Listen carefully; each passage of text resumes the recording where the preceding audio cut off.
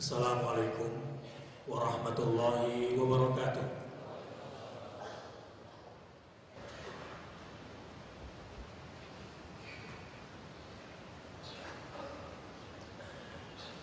Innal hamdalillah nahmaduhu wa nasta'inuhu wa nastaghfiruh wa na'udzu billahi min shururi anfusina wa min sayyiati a'malina.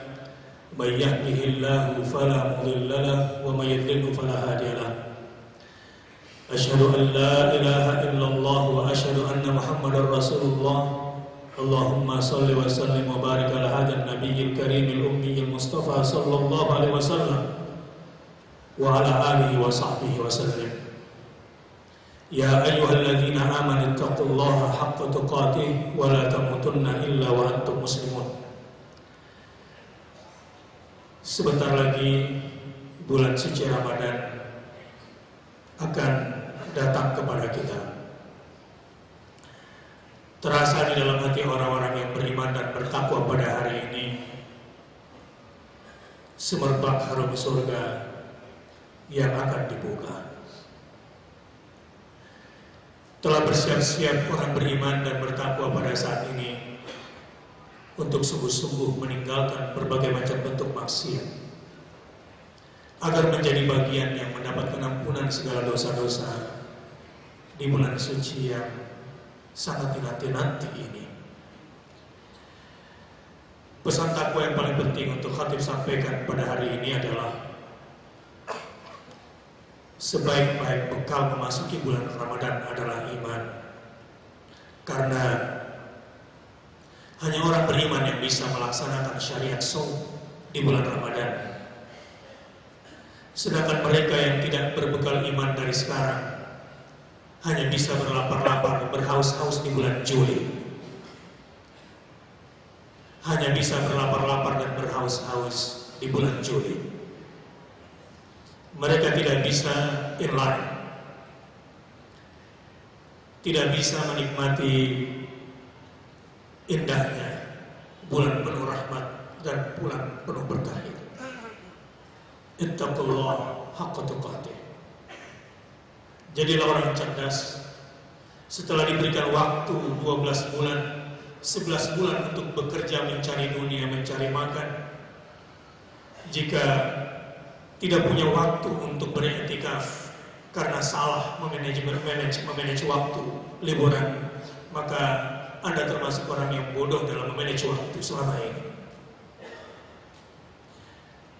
Jika tidak punya waktu untuk menghatamkan Quran sebelum masuk bulan Ramadan, Anda juga mungkin termasuk orang yang bodoh dalam memanage dan memprioritaskan kesempatan. Jika belum mempersiapkan bangun malam untuk qiyamul lail, untuk beristighfar di sepertiga akhir malam, maka kita termasuk orang yang lalai dalam menyambut Ramadan. Jika menghayati Al-Quran, mentadabburi ayat-ayatnya, tidak lebih prioritas ketimbang koran, Twitter, Facebook, email, internet, SMS, maka kita juga termasuk orang yang masih terkunci hatinya. Ittaqullaha haqqa tuqatih wa la tamutunna illa wa antum muslimun. Membidik salah satu persiapan penting memasuki bulan suci Ramadan. Khatib pada hari ini ingin mengangkat tema 5 tujuan membaca Al-Quran dari sekian banyak tujuan. Kalau ada orang ditanya saat membaca Quran, kenapa Anda membaca Quran? Maka mayoritas akan mendapatkan jawaban seperti ini. Untuk mendapatkan pahala dari Al-Quran. Jadi tujuan dia membaca Al-Quran untuk mendapatkan pahala. Ini sudah bagus. Berarti dia sudah punya cara pandang di mana dia mampu melihat yang tak terlihat, mendengar yang tak tersuarakan, dan merasakan tata indera. Karena umumnya kebanyakan orang hanya mengikuti apa yang nampak dan terasa bagi panca inderanya. Dan kehidupan seperti ini adalah kehidupan kebinatangan. Karena motivasi binatang, semangatnya, motivasi dia dalam bahagia dan sedih tergantung sesuatu yang diindra olehnya. Sangat materialistik. Sidang jemaah rahimakumullah, tapi sayang kalau membaca Quran hanya untuk mendapatkan sekedar pahala dan menghatamkannya saja. Tujuan yang kedua, selain mendapatkan pahala dari membaca Al-Quran, satu huruf sama dengan 10 kebaikan. Itu sudah luar biasa. Anak-anak harus kita biasakan punya cara pandang itu. Sebab terlalu rasional akan syirik. Ingat sejarah kenapa orang-orang Nasrani menjadikan Tuhannya 3. Hanya karena rasionya gagal melogikakan peristiwa yang diuji kepada mereka pada masa itu. Sebab logika ini lemah sekali. Dia hanya menerima kebenaran jika hubungan antara sebab dengan akibat bersesuaian. Persoalannya adalah otak ini, logika ini tidak bisa menerima ketika ada akibat tanpa sebab. Kenapa Anda mau bekerja di perusahaan? Kenapa Anda rela tinggalkan anak dan istri, diutus oleh BI, dimutasi ke daerah? Anda rela melakukan itu karena Anda tahu akibatnya di akhir bulan, sehingga Anda berani menjalankan sebab. Kecelakaannya adalah ketika hanya sebatas materi. Ada anak sebagai akibat, tanpa bapak sebagai sebab. Orang-orang Bani Israel pada masa itu gagal melogikakan, sehingga tidak bisa menerima adanya akibat, yaitu anak, tanpa adanya sebab, yaitu ayat. Sehingga timbullah teori Trinitas, meninggalkan Tuhan. Dengan cara apa? Memuaskan logika, mencari karakter. Kalau ada anak berarti harus ada bapak. Tapi persoalan selanjutnya adalah ketika anak berbentuk materi, fisik, sedangkan bapak berbentuk metafisik yang gaib, maka bagaimana menghubungkannya? Dipuaskanlah logikanya dengan teori Roh Kudus, maka puaslah logikanya, tetapi pada saat yang sama dia telah melakukan kesyirikan yang luar biasa. Allah itu lam yalid wa lam yulad. Karenanya ketika ada orang membaca Quran untuk mencari pahala, itu sebetulnya sisi lain dari sebuah kecerdasan untuk mengejar sesuatu yang tak terindra. Ini yang membedakan antara manusia dengan hewan. Tetapi itu saja tidak cukup. Yang kedua, para ulama menasihati bahwa tujuan membaca Al-Quran adalah untuk bermunajat, berdialog dengan Allah, memohon perlindungan kepadanya, bermunajat, berkomunikasi sebagai bentuk kelemahan diri dan ketergantungan kita kepada Allah Azza wa Jalla. Ingat Ayyub idh nada rabbahu anni massani ad-dur wa anta arhamur rahimin. Ketika Ayyub alaihissalam bertubi-tubi ditimpa berbagai macam bentuk persoalan, orang-orang yang tidak baca Quran, tidak berzikir, keluar dari rumah langsung ke tempat kerja, pusing hidupnya. Atau jangan-jangan ketenangan yang dirasakan hanyalah ketenangan semu sesaat. Saudara-saudara, ketika hidup tidak mendapatkan pertolongan dan perlindungan dari Allah Azza wa Jalla, maka berapapun yang kita miliki, apapun yang kita punya, setinggi apapun jabatan yang melekat di diri ini, maka tidak akan pernah memberikan ketenangan. Membaca Al-Quranul Karim, bermunajat kepada Allah, seperti Ayyub di tengah deritanya, dia cukup menyebut nama Allah, wa anta arhamur rahimin. Bukan cuma kemudian dia tentram, tetapi setelah diminum air itu, air dingin itu, maka sembuhlah penyakit dalamnya. Dan dipakai mandi air dingin itu, maka sembuhlah penyakit luarnya. Bagaimana keajaiban itu terjadi? Setelah bermunajat kepada Tuhannya dengan menyebut Allah wa anta arhamur rahimin di dalam Al-Quran, semua ayat mengajak seorang hamba untuk selalu menyebut nama Allah, mengingat keagungan Allah, merasakan kebesaran Allah. Yang ketiga, ketika seseorang membaca Quran diniatkan untuk mencari ilmu, maka percayalah, yang namanya ilmu itu di dunia ini qala Allah wa qala Rasulullah. Selain qala Allah, selain qala Rasulullah, mungkin ilmu yang bermanfaat, mungkin tidak. Ada yang menarik. Di masa Rasulullah, anak-anak mereka tidak disekolahkan ke Persia. Persia pada masa sekarang kira-kira seperti Amerika bagi orang Indonesia.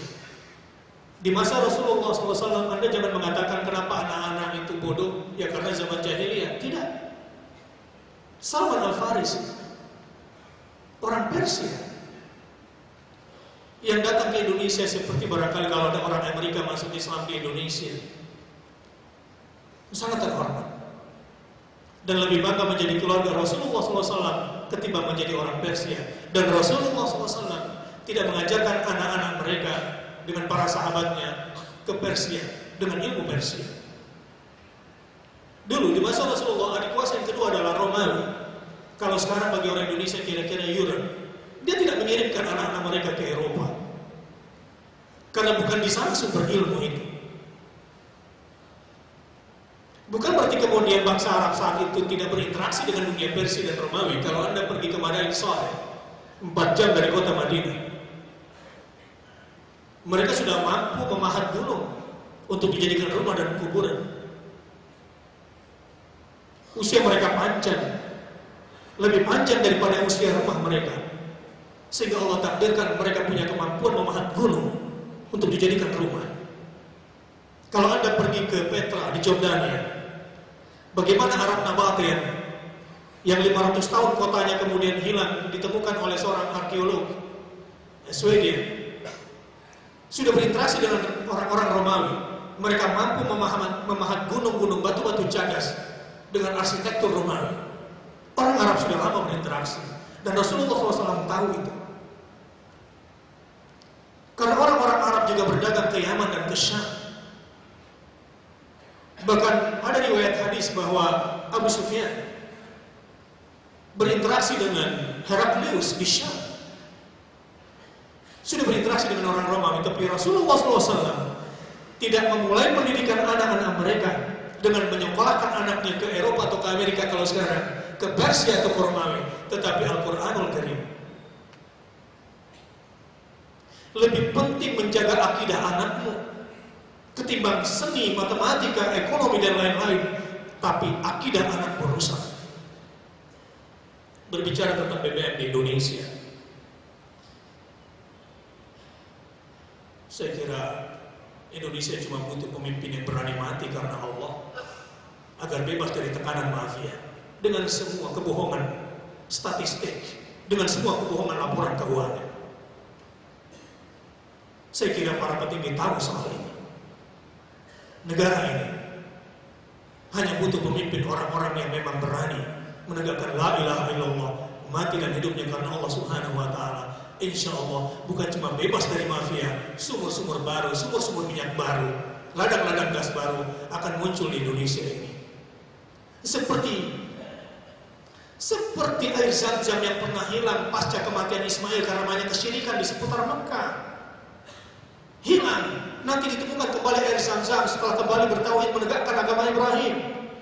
Walau masih bercampur, kakek Nabi Ibrahim dalam mimpinya Zami-Zami, lalu mengajak Abdullah yang nantinya menjadi ayahnya Nabi Muhammad, lalu menggali air Zam-Zam dan ditemukan kembali air Zam-Zam itu dan tidak mati sampai sekarang.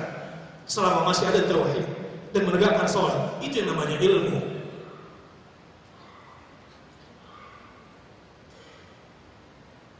Jadi kalau kita membaca Quran niatnya untuk mendapatkan ilmu, akan terbuka sumber-sumber ilmu dari Al-Quranul Karim. Saya Bakhtiar Nasir ingin mati jadi guru ngaji sampai mati. Ingin sekali kalau bisa terjadi, tapi ternyata sampai sekarang ternyata berat. Ingin rasanya hidup hanya untuk menjadi penerus estafet perjuangan Muhammad SAW, dan itu sebaik-baik karir. Itu ilmu. Banyak orang Islam, tapi visi hidupnya tidak sama dengan visi hidup Nabi Muhammad SAW. Mereka sholat, zakat, puasa, umroh berulang-ulang, haji berulang-ulang, tapi tidak ada visi dakwah dalam visi hidupnya.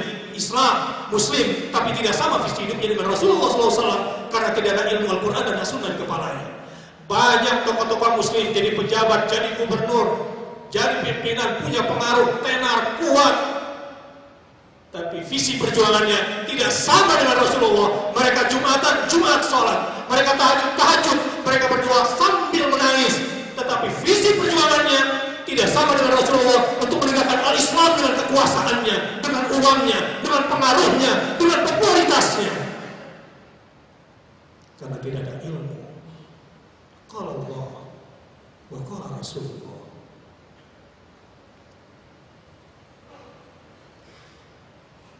Miswak, inilah pelecehan terbesar di Indonesia.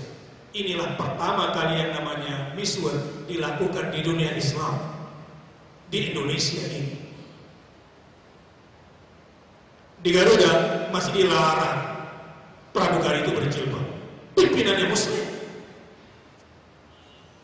Banyak di banyak tempat, karena visi hidup Muslim tidak sama dengan visi hidup Rasulullah SAW akibat ketiadaan ilmu.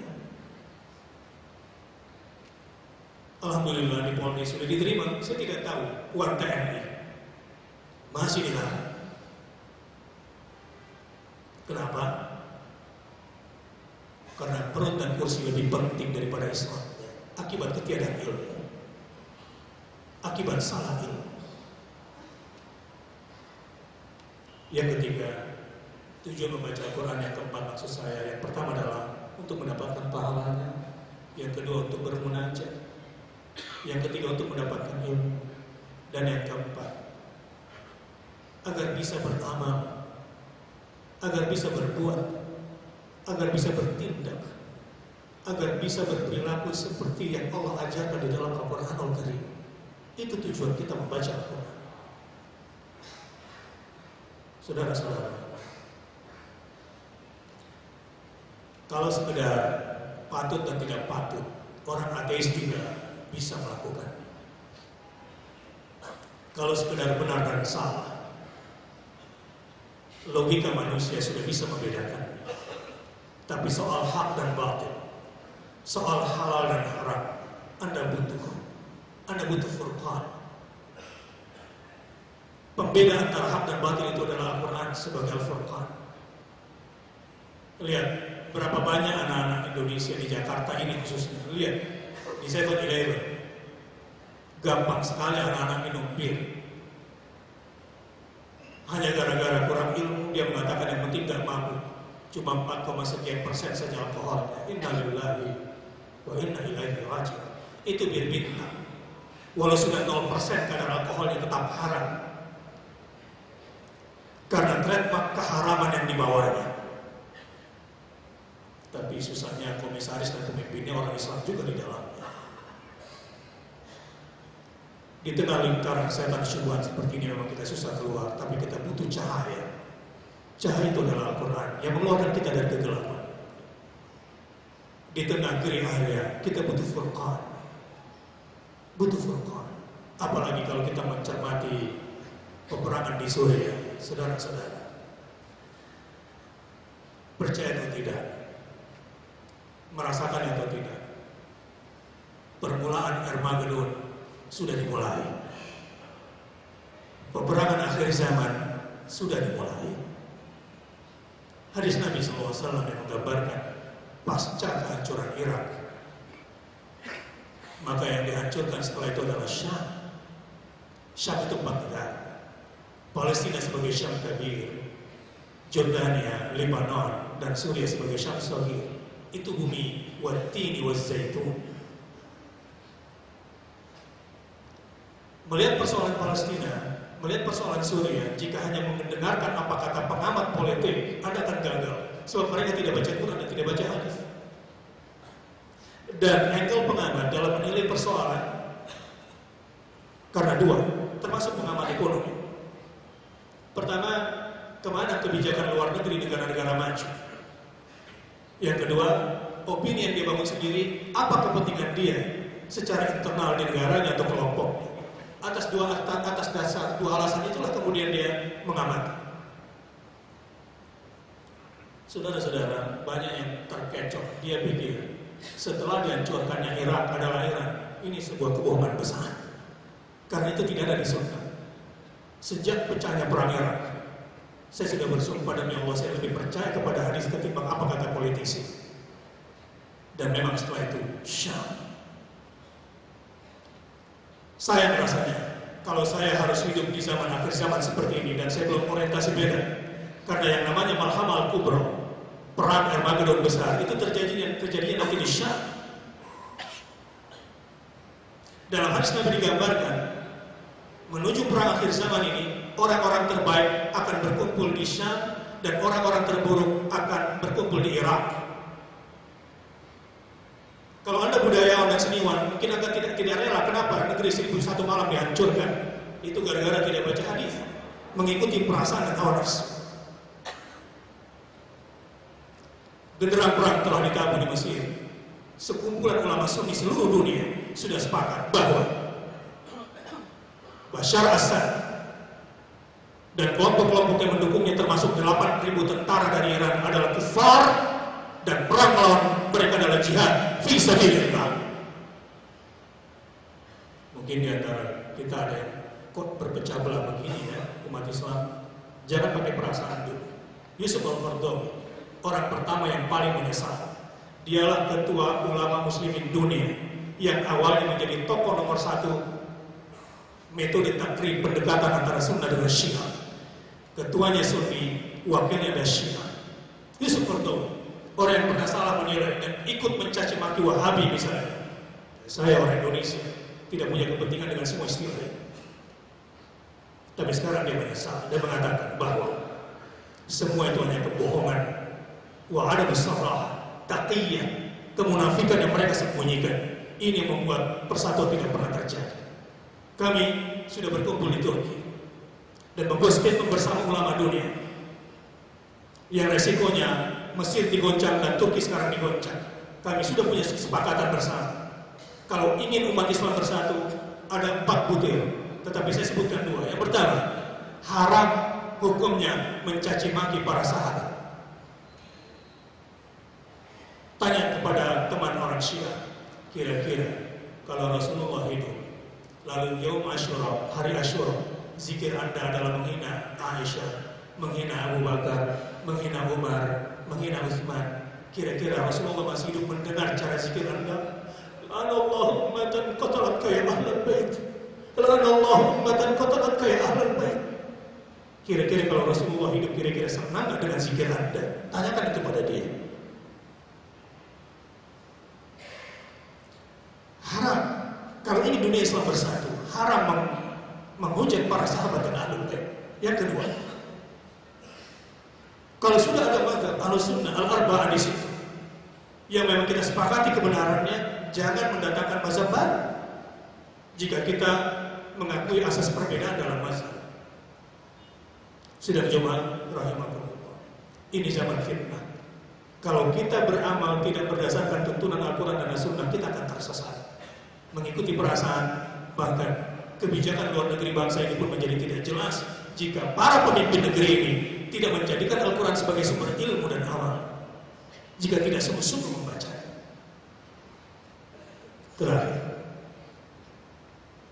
yang kelima, tujuan kita membaca Quran adalah untuk istighfar, agar kita bisa sembuh dari berbagai macam penyakit. Yang paling fundamental terutama penyakit-penyakit di hati, syirik, nifaq, riya, fusuk, hasad atau dengki, dan seterusnya, yang membuat hidup menjadi lelah.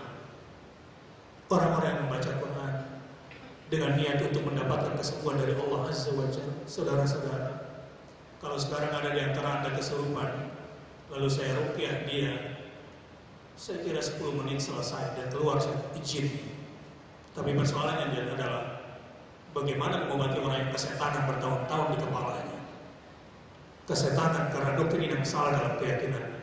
Dengan membaca Al-Quran, virus liberalisme, virus sekularisme, virus-virus kesesatan itu tersembuhkan ketika kita membaca Al-Quran dengan niat untuk istighfar, memohon kesembuhan. Insya Allah kita akan direformat kembali kepada sesuatu yang hak dan halal. Barakallahu li wa lakum fil Qur'anil karim wa nafa'ani wa iyyakum bima fihi minal ayati wa dzikril hakim wa taqabbal minni wa minkum tilawatahu innahu huwal ghafurur rahim.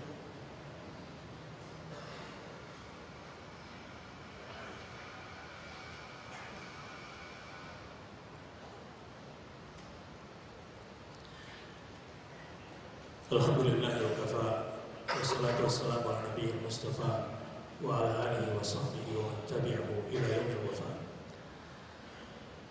Allahumma shalli ala Muhammad wa ala ali Muhammad.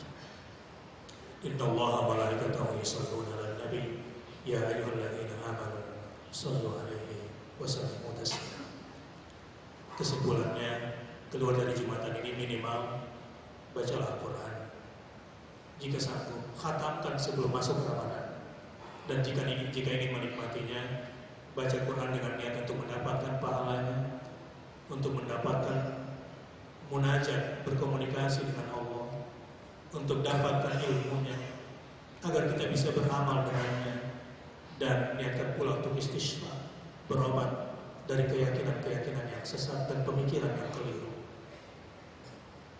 Inna Allaha malaikatahu yusholluna 'alan nabi ya ayyuhalladzina amanu shallu 'alaihi wa sallimu taslima wa 'ala sahabati ajma'in Abi Bakr wa Umar wa Utsman wa Ali wa 'ala sahabati ajma'in wa 'ala tabi'in wa tabi'in tabi'in lahum bi ihsanin ila yaumiddin warhamna ma'hum bi rahmatika ya arhamar rahimin. Allahumma ighfir lil muslimina wal muslimat wal mu'minina wal mu'minat al ahya'i minhum wal amwat innaka sami'un qaribun mujibud da'wat ya qadiyal hajat. Allahumma anta rabbana la ilaha illa anta khalaqtana wa nahnu ibaduk wa nahnu ala ahdika wa wa'dika mastata'na na'udzu bika min syarri ma sana'na nabu'u laka bi ni'matika 'alaina wa nabu'u bi dzunubina faghfir lana fa innahu la yaghfiru dzunuba illa anta. Allahumma inna nas'aluka bi asma'ikal husna wa sifatikal ula an taj'alal qur'ana rabi'a qulubina wa nura sudurina wa jalaa ahzanina wa dhahaba humumina wa humumina bi rahmatika ya arhamar rahimin. Rabbana taqabbal minna innaka antas samiul alim wa tub 'alaina innaka antat tawwabur rahim. Rabbana atina fid dunya hasanah wa fil akhirati hasanah wa qina adzabannar. Ibadallah, inna Allah ya'muru bil adli wal ihsan